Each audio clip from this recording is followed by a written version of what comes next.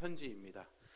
성도들에게 참된 그리스도인의 증거가 무엇인지를 설명해 주죠. 그러니까 그리스도인이라면은 이래야 되는 거지, 이렇게 말해주고 있는 겁니다. 그렇게 말해줌으로 인해서 신자들이 내가 정말 그리스도인이구나, 이런 확신을 얻도록 돕고 있습니다. 그리고 그런 확신을 가지고 신앙생활을 해 나가면은 하나님의 은혜로 채워주시는 기쁨이 있죠. 그렇게 기쁨이 충만한 삶을 살 수 있도록 권면하고 있습니다.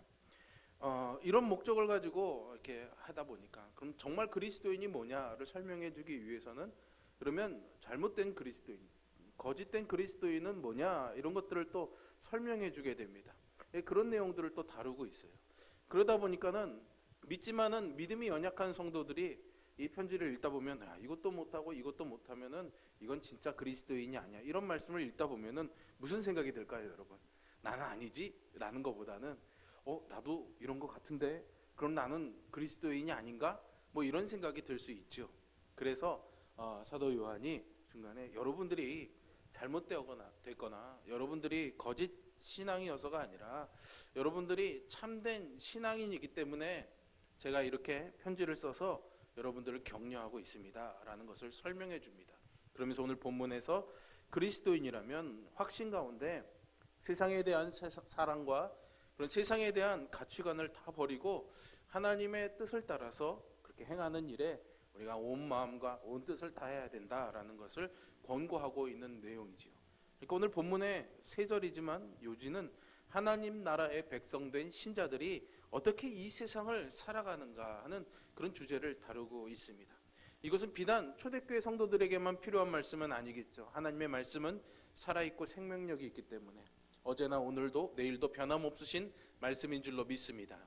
그래서 비록 초대교회에 전해진 편지이지만 이 말씀이 오늘 우리에게 들려짐으로 인해서 우리도 이 세상에서 어떻게 하나님의 백성답게 살아갈 수 있는가에 대해서 말씀해 주시는 그 하나님의 음성을 듣는 귀한 시간이 되시기를 주님의 이름으로 축원합니다. 뭐라고 말합니까? 세상을 사랑하지 말라고 합니다. 하나님은 근데 이 요한 1, 2, 3서를 보면은요, 사실은 이 편지를 쓴 사도 요한이 사랑의 사도입니다, 별명이. 그래서 중간에 하나님은 사랑이시라, 이런 아주 유명한 말씀도 있죠. 그런데 우리에겐 세상은 또 사랑하지 말라고 합니다. 여러분, 이 말씀이 어떻게 들려지십니까? 사실은 우리가 이웃도 사랑하고 심지어는 원수도 사랑하라고 그러셨잖아요. 그죠? 근데 오늘 본문의 말씀은 뜬금없이 세상을 사랑하지 말라고 그래요. 그럼 뭐 하나님이 사랑하라고 해놓고서는 왜 또 사랑하지 말라고 그러지? 아주 이 혼란스러운 상황이 올 수 있습니다. 일단은요, 이 세상을 사랑하지 말라, 이 말씀은 사실은 기독교 전통과 역사에서 때로는 많은 오해를 받기도 했습니다. 어떤 오해입니까? 사람들은요, 항상 뭘 이렇게 말하면은 이거냐 아니면 이거냐, 이렇게 두 개로 나누는 것을 굉장히 좋아합니다. 뭘 이렇게 보여주면 이게 진짜냐 가짜냐, 이렇게 나누기를 참 좋아하죠. 그러니까 세상을 사랑하지 말라 그러면은 우리는 이 세상에서 살면 안 되는 거 아닌가? 하나님 말씀대로 살려면 세상을 등지고 살아야 되는 거 아닌가? 그런 생각을 하게 됩니다. 그래서 막 욕심에 매여 살지 않으려면은 막 뭐 먹고 싶은 것도 금식하면서 참아야 되고, 즐거운 일도 하지 말아야지 되고, 노는 일도 하지 말아야지 되고, 참고 막 그렇게 살아야 되는가, 이런 생각을 하게 되죠. 실제로 중세교회에서는 그런 동기부여가 많이 돼서 수도원 운동이 많이 일어났었습니다. 그래서 어떻게 합니까? 세상을 등지고 수도원으로 들어가는 거죠. 심지어는 아주 막 저 사막 한가운데 들어가서 정말 살기 어려운 데서, 아니면 막 골짜기 막 동굴에 들어가서 평생을 이렇게 말씀 묵상하고 기도하면서 그렇게 수도원 운동이 아주 많이 일어나기도 했습니다. 그러나 사실은 기독교 역사에서 이 수도원 운동도 사실은 실패한 것으로 봅니다. 왜냐하면 하나님께서 우리에게 세상으로 가라고 하셨지 세상을 등지라고 말씀하지는 않으셨기 때문이죠. 그러니까 오늘 본문의 말씀은요, 세상에서 도피하거나 세상을 거부하라는 말은 아닙니다. 그리고 이 명령은 어떤 우리의 욕망을 참으라는 그런 금욕주의의 명령도 아니라는 사실을 우리가 잘 기억해야 하겠습니다. 어떤 술이나 담배 같은 특정한 행위를 하지 말라는 것, 사회나 정치 참여를 하지 말라는 그런 의미가 아니다라는 거죠. 세상은 사실은 술이나 담배 같은 것을 하느냐 안 하느냐로 우리의 신앙을 다 가늠할 수 있을 만큼 그렇게 좁지가 않습니다. 우리가 또한 이 세상의 정치와 사회에 관심을 갖지 않는다면은 세상의 소금과 빛이 되라는 주님의 말씀대로 살 수가 없겠죠. 이 명령은 그냥 액면 그대로 세상을 사랑하지 말라라는 명령으로 일단은 우리가 먼저 받아들여야 될 것 같습니다. 그러면 왜 이 세상을 사랑하지 말라라는 말씀을 하셨을까요? 여기에는 두 가지 전제가 깔려 있기 때문입니다. 첫 번째 전제는요, 세상을 향한 사랑과 아버지를 향한 사랑은 완전히 반대되는 것이기 때문에 우리 안에 함께 있을 수 없다라는 거죠.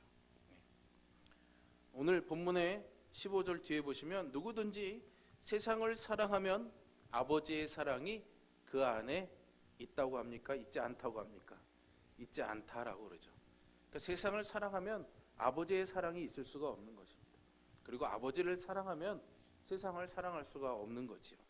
예수님께서도 한 사람이 두 주인을 섬길 수 없다라는 말씀으로 이와 같은 취지로 우리에게 말씀해 주시면서 사랑의 대상과 관련해서 아주 중요한 원리를 우리에게 이미 지적해 주셨습니다. 두 주인을 사랑의 대상으로 말씀하신 것은요, 우리는 사실은 이 사랑하는 대상에 의해서 지배를 받기 때문입니다. 돈을 사랑하면 돈의 지배를 받고, 하나님을 사랑하면 하나님의 다스림을 받게 됩니다. 이것은 아주 당연한 현상이죠. 두 대상을 향한 사랑이 한 사람의 이 속에 함께 있을 수 없다는 것에 대해서 오늘 사도 요한은 16절 뒤에서 한 번 더 강조해서 말해줍니다.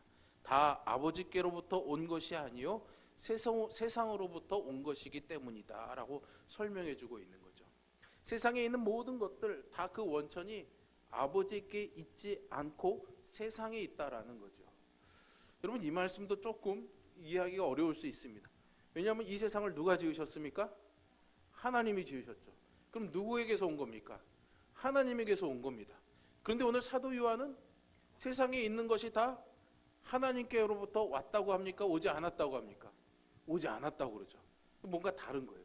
그러면은 이 내용이 다른 게 아니라 사도 요한이 말하고 있는 세상이 우리가 알고 있는 세상과는 조금 다를 수도 있다라는 것을 우리가 조금 생각해 봐야 될 것 같습니다. 요거는 제가 잠시 후에 다시 한번 더 설명을 드리겠습니다. 어쨌든 첫째로 세상을 사랑하지 말라고 하나님이 말씀하신 데에는 우리 안에 하나님 사랑과 세상 사랑을 함께 하고 있지 못하기 때문이다라는 거예요. 두 주인을 섬길 수 없다라는 거죠. 두 번째 전제는요, 이 세상도 그 정욕도 다 지나가는 거라는 겁니다. 다 지나갈 것이죠. 없어져 버릴 것이라는 겁니다. 없어질 줄 뻔히 알면서 그것을 붙잡으면 여러분, 그게 뭡니까? 우리 옛 속담에 그거 있죠. 죽은 아이 다리 잡고 뭐 한다고요? 잘 모르셔요? 죽은 아이 다리 잡고 운다고 그러잖아요. 이미 지나간 일을 붙잡고 뭘 해봐야 아무 소용이 없는 거잖아요. 그것은 아주 어리석은 일입니다. 우리가 살고 있는 이 세상, 우리가 마음에 품고 있던 어떤 기대와 희망들, 사실은 이 땅에 있는 것을 대상으로 우리가 그런 것들을 갖고 있다면 사실은 그런 것들은 다 지나가 버리는 것입니다. 잠깐 있다 없어질 것이죠. 결국 그림자와 허상에 지나지 않는다는 말입니다. 그런 것에 우리가 목숨 걸 필요가 있냐라는 거죠. 그래서 17절에서 이 세상도 그 정욕도 다 지나가되 오직 하나님의 뜻을 행하는 자는 영원히 거하느니라. 아멘. 여러분, 우리는 신자입니다. 믿는 사람들이죠. 무엇을 믿습니까?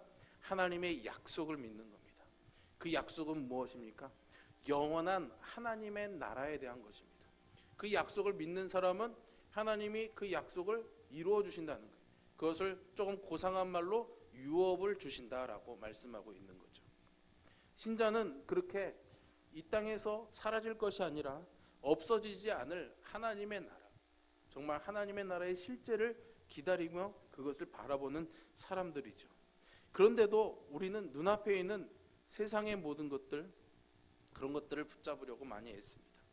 우리 눈앞에 있는 세상의 모든 것들은 변하고 또 일시적인 것이고 사라져버리게 될 것이라고 성경은 일관되게 우리에게 설명해주고 있습니다.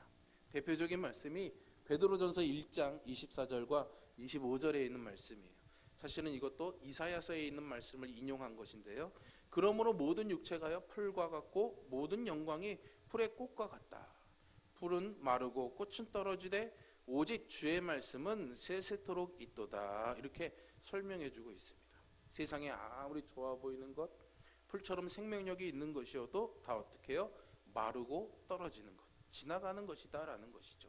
그러니까 지나가 버릴 이 세상을 사랑하는 것은 어리석은 일이기에 세상을 사랑하지 말라 이렇게 명령하는 것입니다. 세상을 사랑하지 말라는 이 명령에는 이 두 가지 전제가 깔려 있다는 것을 우리가 잘 기억해야 하겠습니다. 복습해 볼까요? 뭐라고요? 첫 번째는 하나님 사랑과 세상 사랑이 우리 안에 함께 있을 수 있다 없다? 없다. 그리고 우리가 이 땅에 이 세상에 있는 것들 그리고 정욕들은 다 어떻게 해요? 지나가는 것이다 라는 거죠. 우리가 이제 이 전제하에서 진짜 본격적으로 한 번 더 생각할 것은 신자가 사랑하지 말아야 될 세상이 무엇을 가리키는가 하는 것이죠. 아까도 말씀드린 것처럼 하나님이 세상을 사랑하라고 지어주시고 우리에게 주셨는데 우리는 또 이 세상을 사랑하지 말라고. 더군다나요 우리가 잘 아는 유명한 말씀 있죠. 요한복음 3장 16절 어떻게 시작합니까? 하나님이 세상을 이처럼 사랑하사 독생자를 주셨으니. 하나님이 이 세상을 어떻게 했어요? 사랑하사. 하나님이 이 세상을 사랑하셨어요. 근데 지금 요한 1서에서는 뭐라고 해요? 너희는 세상을 사랑하지 마. 이게 무슨 말일까요? 질투하시기 때문에 그런가요? 세상에 대한 대상이 약간 다르기 때문입니다. 성경에서 세상이라는 말을 할 때 보통 이 세상은 세 가지 의미로 해석이 됩니다. 이걸 잘 분별하면은 이 의미를 우리가 잘 깨달을 수가 있습니다. 첫 번째 세상의 의미는요, 하나님께서 창조하신 세상입니다. 하나님이 보시기에 좋았다라고 말씀하신 세상이죠. 비록 그 세상도요, 아담과 하와, 즉 우리 인간의 범죄함으로 인해서 자연도 타락하게 됩니다. 하지만은 여전히 세상은 도덕적으로 선하거나 악하다라는 이것으로 구분할 수가 없습니다. 어떻게 보면은 약간 좀 어려운 말이지만 중립적인 개념이다라고 볼 수 있는 거죠. 네. 예를 들자면 햇볕이 비치는데 따뜻해서 좋습니다. 근데 어떤 사람은 이 햇볕을 비치면은 피부가 상하는 사람이면 그 햇빛이 좋은 겁니까? 나쁜 겁니까? 그 사람에게는 나쁜 겁니다. 그렇다고 해서 어느 누구도 다 공통되게 이 햇빛은 좋은 거다, 햇볕은 나쁜 거다 이렇게 딱 구분해서 규명할 수는 없는 거죠. 이게 이제 중립적인 겁니다. 이럴 때는 좋을 수도 있고 나쁠 수도 있고 그 자체로는 선하거나 나쁘지 않다라는 거죠. 하나님이 창조하신 세상은 그렇습니다. 우리가 이 세상에서 살아가도록 하나님이 우리에게 보시기에 좋게 만들어주신 세상이죠. 그리고 그 안에서 우리가 살아가도록 말씀하셨습니다. 그렇다면 오늘 본문에서 사랑하지 말라고 한 세상은 아니라고 우리가 볼 수 있습니다. 두 번째로 세상에 살고 있는 사람들을 지칭할 때도 성경은 그것을 세상 이렇게 말합니다. 우리가 보통 세상 사람들 이렇게 말하죠. 그것을 세상 이렇게 표현하는 거죠. 사람들이 모두가 다 죄인이어서 하나님을 대적하는 사람들이고 악의 세력에 조종되는 본질상 진노의 자녀입니다. 하나님께서 세상을 사랑하셨다라고 말할 때 그것은 아까 첫 번째 말씀드린 피조된 이 세계가 아니라 바로 그 세상 가운데 살아가고 있는 사람들을 사랑한다는 것을 가리킨다라고 우리가 이해할 수 있겠죠. 이것을 우리가 잘 분별할 수 있는 말씀이요, 요한복음 1장 10절의 말씀입니다. 요한복음 1장 10절의 말씀을 보면요, 그가 세상에 계셨으며 세상은 그로 말미암아 지은 바 되었으니 세상이 그를 알지 못하였고, 이렇게 나와 있죠. 세상이 몇 번 나옵니까? 세상에나 3번이나 나오고 있습니다. 3번이 나오고 있어요. 그런데 제가 여러분들이 이해하시기 좋으라고 이 자막에 일부러 색깔을 다르게 했습니다. 그죠? 그러면 이제 구별이 되실 거예요. 첫 번째와 두 번째에 나오는 것은 제가 초록색으로 했습니다. 세상. 이 의미는 어떤 의미의 세상일까요? 하나님이 만드신 세상입니다. 그 하나님 만드신 세상에 누가 오셨어요? 예수님이 오셨다는 거죠. 근데 예수님이 오신 그 세상은 누가 만드신 거예요? 그가 만드신 거예요. 예수님이 창조주 하나님이시다라는 것을 말해주고 있죠. 그런데 세상이 그를 알지 못한다라는 거예요. 여기서의 세 번째의 세상, 빨간색의 세상은 뭘까요? 바로 두 번째 의미의 세상이죠. 사람들입니다. 사람들이 그가 창조주 하나님이심을 알지 못했다라는 표현인 거죠. 이렇게 보면은 오늘 본문에서 사랑하지 말라고 한 세상은 이 첫 번째와 두 번째 의미 어디에도 해당하는 것은 아닙니다. 첫 번째 의미에서의 세상에 대해서는 우리는 하나님께 감사해야죠. 이렇게 아름다운 살기 좋은 세상을 만들어 주셨으니까요. 그리고 두 번째 의미라면 우리는 세상을 사랑해야 되죠. 하나님이 사랑하셨으니까. 그리고 그 사랑을 알 수 있도록 세상에 복음을 전해야 되지 미워할 대상은 아니라는 것입니다. 그렇다면 하나가 이제 남았습니다. 세상이 의미하는 세 번째 의미는 바로 하나님과 하나님의 일을 대적하는 사단의 권세 아래에 있는 모든 것들을 세상이라고 성경이 설명해 주고 있습니다. 우리가 그래서 이 세 가지 의미를 잘 분별해야 됩니다. 오늘 본문의 말씀은 이 세 번째 의미에서의 세상입니다. 그래서 예수님께서도 사탄을 이 세상의 임금, 바울도 사탄을 이 세상의 신 이렇게 부르고 있죠. 오늘 사도 요한이 세상에 있는 모든 것이 다 아버지께로부터 온 것이 아니고 세상으로부터 온 것이다 라고 말씀하신 것도 바로 이런 토대 위에서 말씀하신 겁니다. 그러니까 우리가 생각하는 세상의 넓은 의미가 아니라 조금 좁은 의미에서 사단의 권세와 영향력 아래에 있는 악한 그 모든 것들을 세상으로 말하고 있다. 그래서 오늘 본문의 말씀은 우리에게 그 세상을 사랑하지 말라고 말씀하고 있다. 이렇게 이해하면 되겠습니다. 여기서 오해하지 말아야 되는 게 하나 있습니다. 모든 세상이 다 하나님의 피조물이죠. 하나님께로부터 오지 않은 것은 아무것도 없습니다. 그러나 지금 세상에 있는 모든 것이 다 아버지께로부터 온 것이 아니다라고 할 때 이것은 창조된 세상을 의미하거나 사람을 의미하는 것이 아니라 타락한 이 세상에 사단의 권세 아래에 있는 그런 악한 그런 일들을 말하는 거죠. 하나님께서는 악의 조성자가 아니십니다. 악을 만드시는 분이 아니시죠. 이런 작은 의미에서 아버지와 세상을 사도 요한이 대립적으로 말한다는 사실을 우리가 놓치지 말아야겠습니다. 그러면서 요한은 세상에 있는 모든 것을 세 가지로 정리해서 소개합니다. 타락한 이 세상에 육신의 정욕, 안목의 정욕, 이생의 자랑, 이것이 가득하다라는 것이죠. 이런 것들은 하나같이 세상에 사는 우리들에게 무언가를 해줄 수 있는 것처럼 보이지만은 사실은 결코 그럴 수 있는 것이 없습니다.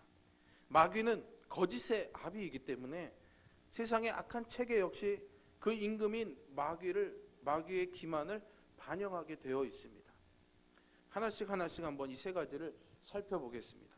먼저는 육신의 정욕이죠. 육신의 정욕.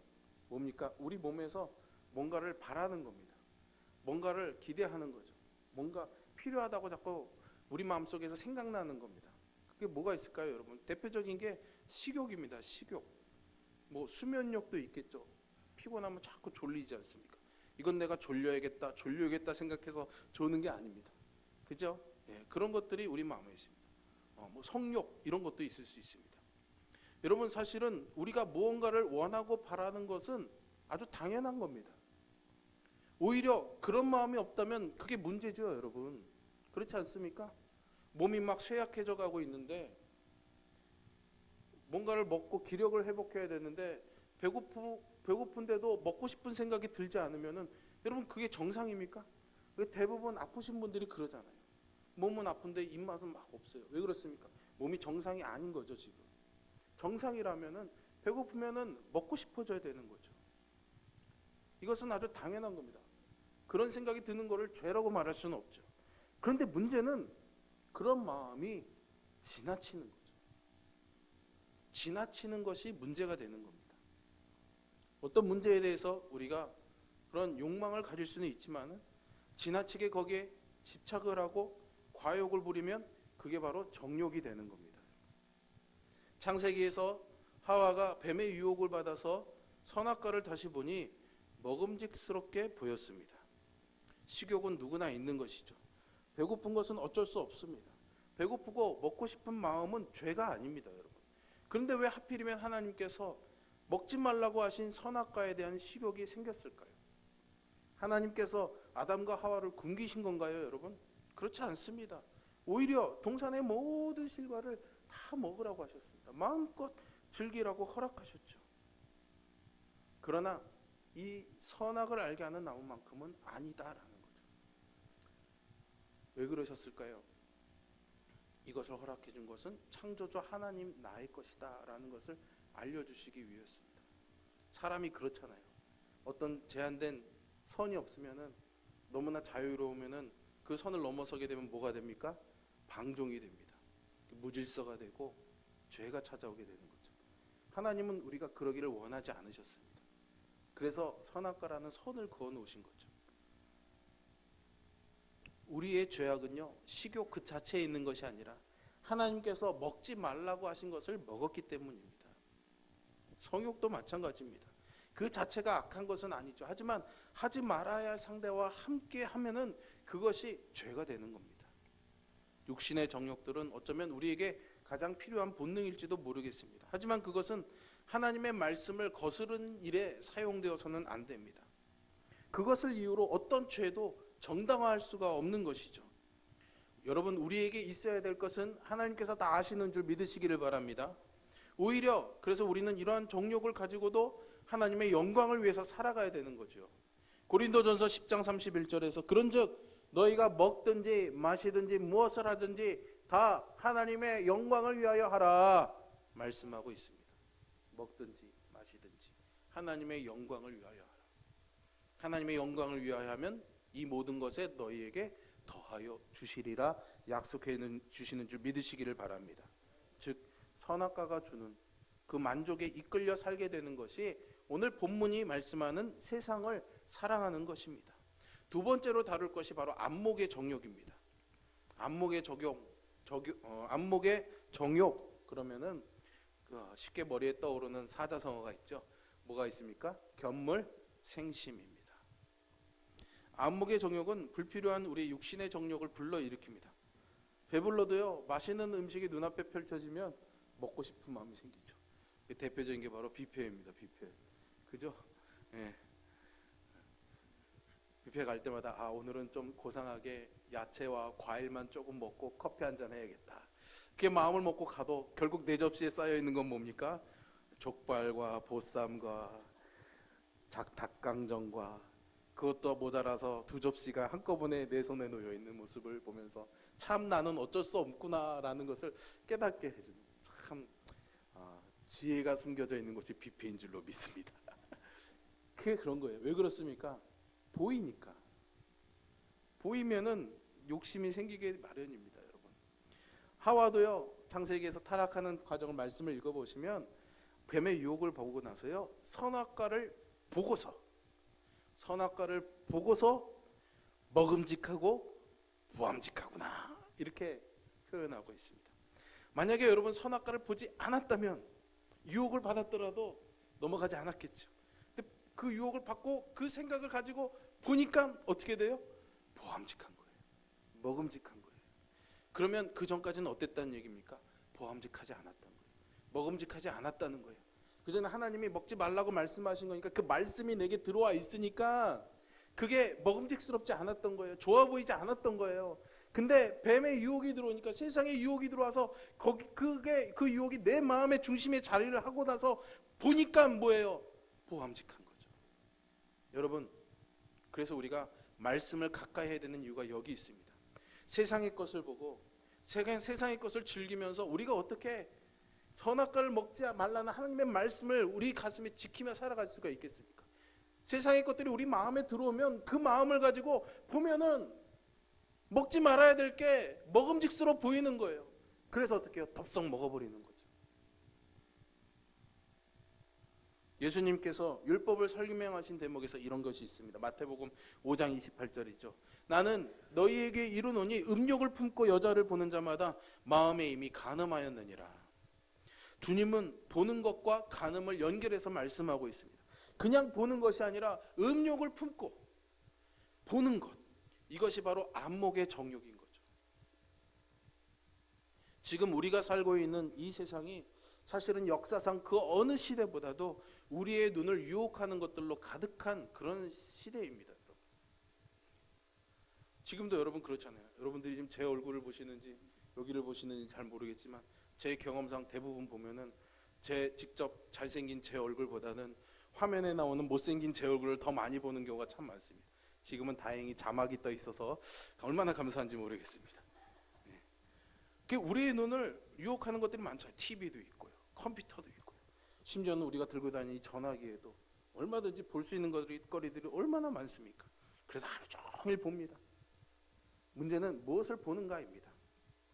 보는 것이 우리의 마음을 빼앗아가고 우리로 하여금 불행하다고 느끼게 만들고 저것을 소유하면 행복하게 할 것이라고 하는 이 모든 생각들은 사실은 세상과 세상의 임금인 마귀가 보는 것을 통해서 우리를 속이고 있는 거죠.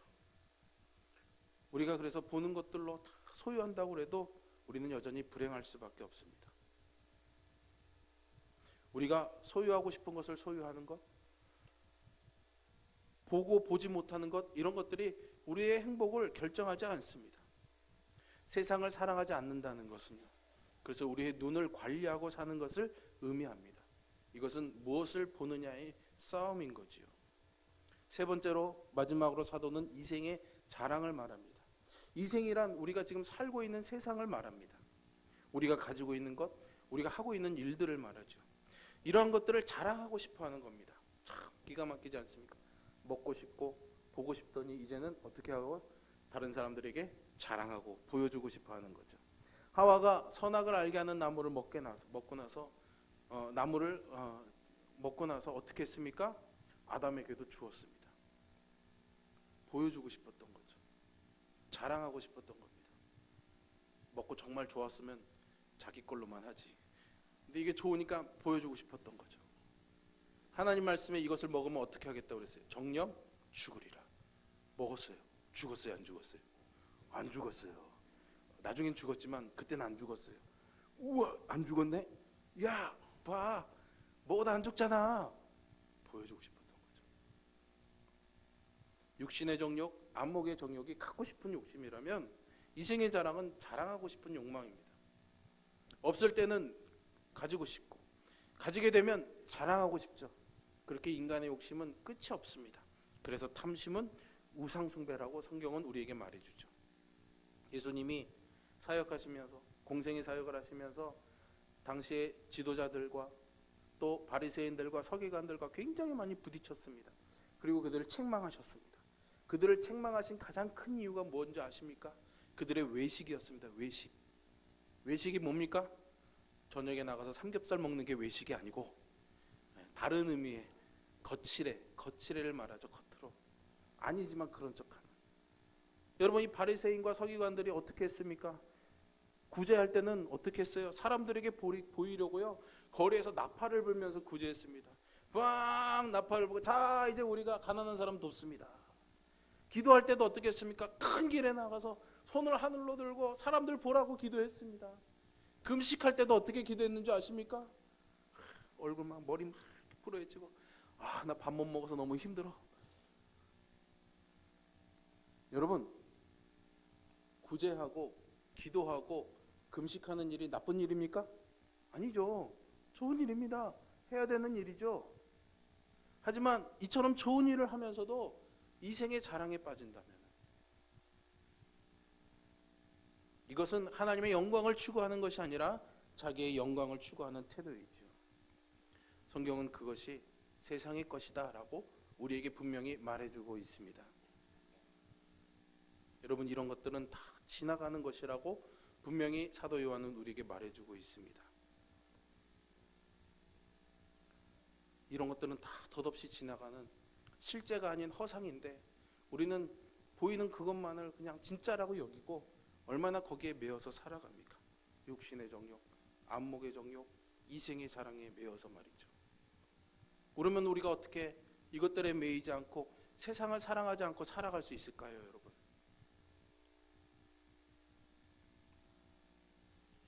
하나님께서 우리에게 누리도록 허락하신 것들이 많습니다. 우리의 유익을 위해서 하나님께서 많은 것들을 창조하셨습니다. 하지만 그렇다고 해서 하나님의 뜻과 상관없이 우리의 마음대로 해서는 안 되겠지요. 오늘 야고보서는 우리에게 지나친 금욕주의도 아니고 그렇다고 마음껏 주셨다고 마음대로 하라는 방종도 아닌 하나님의 선물을 잘 누리는 방법을 소개해주고 싶어 합니다. 어디서 찾을 수 있을까요? 사도 바울의 권면이 좀 도움이 될 것 같아서 여러분들과 함께 고린도전서 7장의 말씀을 먼저 한번 보려고 합니다. 고린도전서 7장 29절부터 31절인데요. 우리 자막을 보시면서 한번 말씀을 같이 읽어보겠습니다.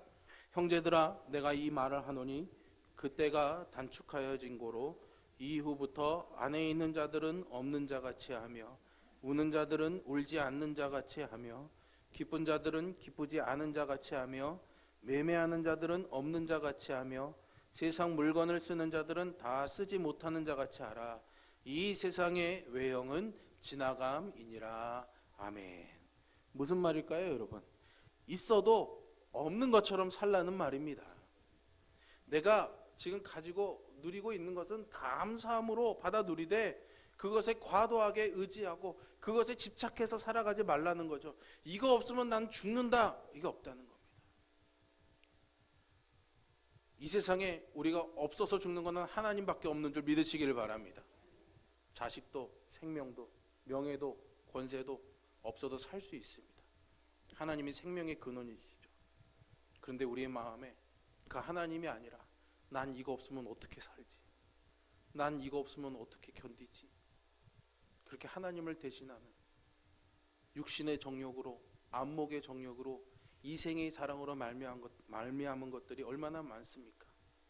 우리는 그냥 없어도 그만이지, 내게는 하나님이 계시지 만족한다, 이런 마음으로 살라는 것이죠. 이렇게 해야 우리는 세상에 붙잡히지 않고 세상에 지나가는 그런 유익한 것들로부터 자유한 삶을 살아가게 될 것입니다. 때로는 하나님이 우리로 하여금 그것을 깨달으라고 고난을 주십니다. 우리의 손에 있는 것도 잠시 가져가십니다. 이거 없어도 너 살 수 있어, 이거 가르쳐 주시려고. 여러분, 그것을 믿고 하나님 말씀대로 사는 저와 여러분이 되기를 간절히 소망합니다. 그래서 이 세상도 그 정욕도 다 지나가되 오직 하나님의 뜻을 행하는 자는 영원하다라고 오늘 본문은 우리에게 말해주고 있습니다. 제가 대학 때 2학년 때 군대 가기 전에요, 학교에서 중국어 연극 발표회를 했습니다. 1시간짜리 중국어 연극이었어요. 대사를 외워가지고. 근데요, 제가요 주인공으로 뽑혔습니다. 근데 알고 보니까 중국어를 2학년인데 뭘 얼마나 하겠어요. 중국어를 잘해서 뽑힌 게 아니라 외모 때문에 뽑혔습니다. 왜냐면 주인공이요 할아버지였거든요. 저만큼 할아버지 외모에 맞는 사람이 없었다는 거예요. 네. 여러분, 이 말이 이해가 되십니까? 이해되면 안 되죠. 아니라고 하셔야죠. 네, 하여튼 그랬습니다. 열심히 연습을 하고 중국어 대사를 정말 안 외워지는 걸 막 외워서 뭔 소리인지도 모르고 막 외워가지고 연극을 이제 준비했습니다. 공연 이제 얼마 남지 않아서 공연을 준비하는데 우리 저희 과에 아주 목공 기술이 좋은 선배가 있었습니다. 그래서 그 할아버지 집에서 이루어지는 사건인데 2층 집이 무대 배경이어야 됐어요. 근데 이 선배가 이 2층 집을 그 배경을 테라스라 이런 걸 너무 멋있고 예쁘게 만들어 놓은 거예요. 그래서 제가 보면서 야, 나도 나중에 저런 집에서 살았으면 참 좋겠다, 이런 생각이 들었어요. 연극이 다 마치고 공연이 다 끝났습니다. 여러분, 제가 그 집에 살고 싶다고 그 집을 가져올 수 있을까요, 없을까요? 그 집이 지금 거기에 남아 있을까요, 없을까요? 없습니다. 왜요? 공연이 끝났기 때문입니다. 공연이 끝나면 아무리 좋은 집이었어도 그것은 없어질 것이죠. 여러분, 우리의 인생도 연극에 비유되지 않습니까? 우리의 인생이 다 끝나고 이제 우리 인생의 무대에서 우리가 내려오게 될 때 우리는 뭘 가지고 갈 수 있을까요? 가지고 갈 수 없다는 것도 알면서도 여전히 우리는 이 무대를 꾸미는데 목을 메고 살아가고 있는 것은 아닐까요, 여러분? 그게 바로 세상을 사랑하는 겁니다. 마지막 날 하나님 앞에 서게 될 때 하나님께서 알아주시는 삶을 소망하는 저와 여러분이 되기를 바랍니다.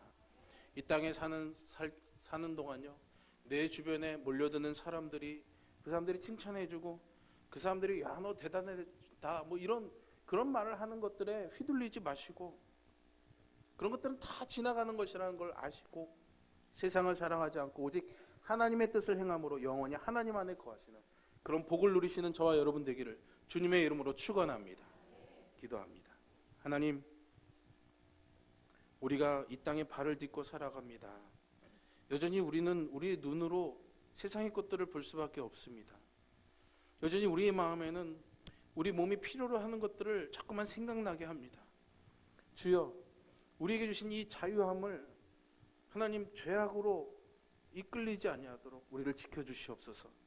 아담에게 찾아온 뱀의 유혹이 여전히 우리 세상 속에서 우리에게도 많습니다. 우리가 그 유혹을 마음에 두는 것이 아니라 하나님의 말씀을 두기를 원합니다. 그래서 세상의 것들이 보아도 보암직하지 않게 하여 주시고, 마음의 욕망이 일어나도 필요한 것으로 여겨지지 않게 하여 주시고, 영원한 하나님의 나라를 바라보며 살 수 있는 믿음의 삶을 살게 은혜로 함께하여 주시옵소서. 예수님의 이름으로 기도합니다. 아멘. 435장 찬송하시면서 봉헌하겠습니다.